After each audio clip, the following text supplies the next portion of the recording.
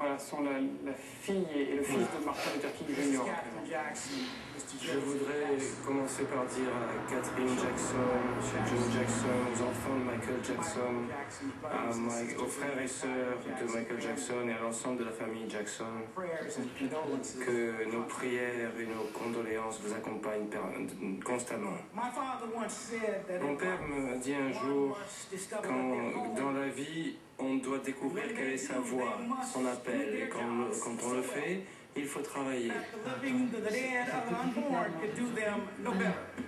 pour accomplir ce destin. Il nous a sans cesse motivés pour faire de notre mieux en disant qu'on si on ne peut pas être en haut de la montagne, il faut être le meilleur dans la plaine. Si on ne peut pas être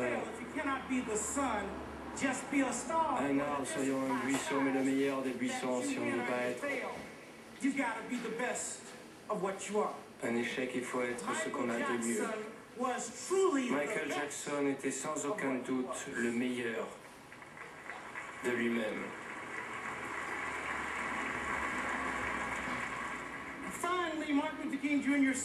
Et Martin Luther King Jr. a dit que dans la vie, il faut suivre sa voix, comme Beethoven composait sa musique, comme Shakespeare écrivait la poésie, comme Raphaël peignait, pour que tous, même si on était éboueur, puisse dire ici, vivez le meilleur éboueur. Moi je crois, comme il était le meilleur, que le ciel et la terre peuvent dire aujourd'hui ici, vivez Michael Jackson. C'était un grand artiste qui faisait son travail de manière excellente. À la famille Jackson, faire partie d'une famille de renommée mondiale n'est pas facile. Et ma prière est que personne, ni rien, public ou privé, réel ou fictif, ne vous sépare de l'amour de Dieu, de l'amour de Jésus-Christ. Parce que à la fin de la journée, ce n'est que l'amour de Dieu qui vous soutiendra et qui vous fera passer au-delà des bruits de la vie. Et c'est là qu'on trouvera la paix et la joie d'avancer avec l'héritage de Michael. Et pour nous,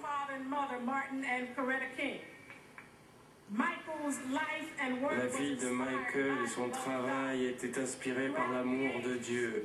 À travers les temps, peu parmi nous ont montré comment mettre à profit son talent pour démontrer l'amour de Dieu et rassembler le monde dans la vraie fraternité. Tel était Michael.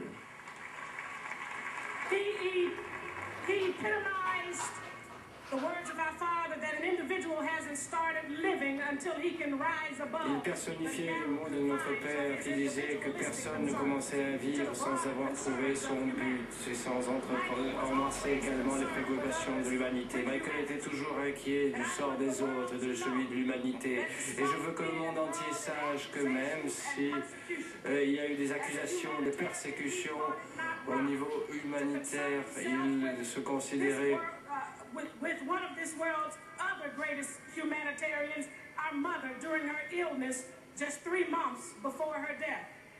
In October 2000, comme notre mère 3 mois avant de sa mort. En octobre 2005, j'étais avec ma mère lorsque Michael l'a appelée du Moyen-Orient. Et même si elle ne pouvait pas parler parce qu'elle avait un problème de santé, elle a écouté comme il lui disait qu'il avait prié à genoux chaque jour pour elle, et que pour lui, elle était la vraie royauté de l'Amérique, et qu'il voulait qu'elle sache que si on jouait de la musique dans sa chambre, parce que ça l'aiderait à guérir. Et moi, mon seul souhait aurait été qu'il voit son visage heureux, un visage qui souriait comme on sait qu'on peut sourire. Parce que ce jour-là, Michael Jackson a remis le sourire sur le visage de notre mère malgré sa maladie. Quel moment inoubliable!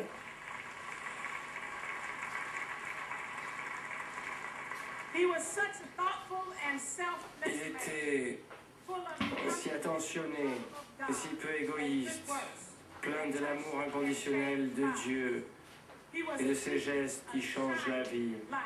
Il était une lumière étincelante, comme notre Père Martin.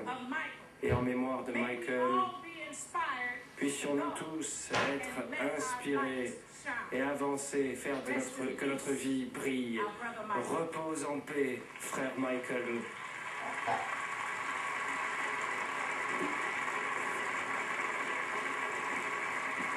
Voilà, les deux enfants de Martin Luther King, on est en direct avec GE2H. Vous êtes dans cette salle, vous assistez à cette cérémonie.